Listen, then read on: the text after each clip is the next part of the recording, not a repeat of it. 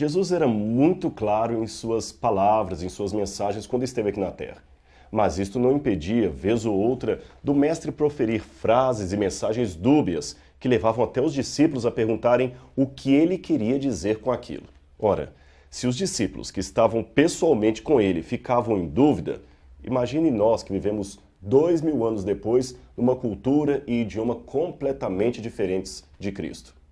Certa vez, dirigindo-se aos fariseus, Jesus falou assim: toda palavra que os homens proferirem, dela darão conta no dia do juízo. Isso está em Mateus capítulo 12, verso 36.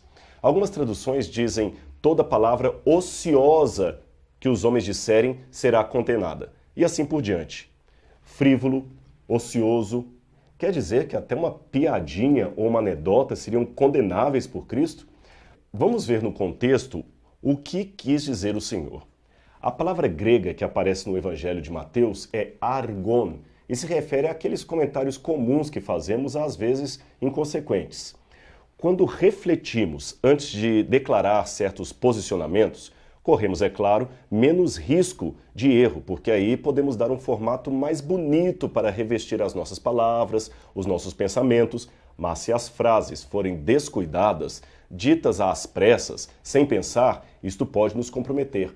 E aí tem um probleminha a mais.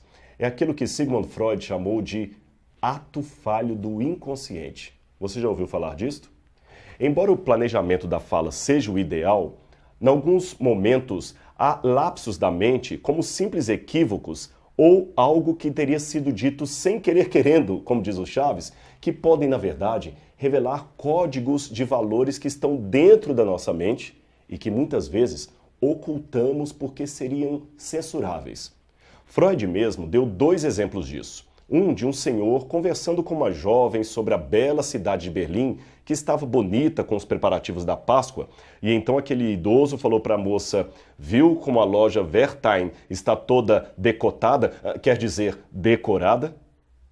Noutra situação, Freud fala de um professor arrogante que disse que os que entendiam aquele assunto poderiam ser contados num dedo da mão, ou melhor, nos dedos de uma mão.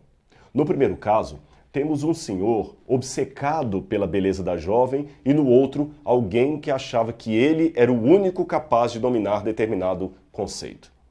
Jesus parece na Bíblia ter antecipado a descoberta de Freud ao afirmar que uma palavra descuidada, proferida sem pensar, pode revelar o caráter de uma pessoa. Assim, quando ele disse que os homens dariam contas diante de Deus pelas palavras descuidadas que dissessem, estava querendo dizer que seriam julgados por aquilo que o seu caráter produziu, ou seja, o caráter que acabou se revelando naquelas palavras descuidadas. As sentenças, nesse caso, seriam apenas o sintoma de algo maior.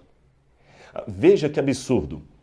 Esse contexto exato de Mateus traz uma situação muito estranha. Aqueles fariseus reclamavam da cura no sábado e estavam tão obcecados pela tradição que não perceberam como seu ódio por Cristo exibia um descaso para com o irmão judeu em necessidade. No caso, aquele homem que havia sido curado pelo mestre. O que vem em prioridade? O pensamento ou as ações?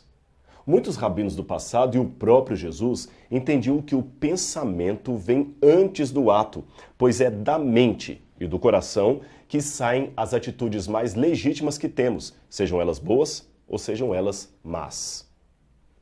Pensando nisto, e você? Que julgamentos, atitudes e palavras o seu coração e a sua mente estão produzindo hoje?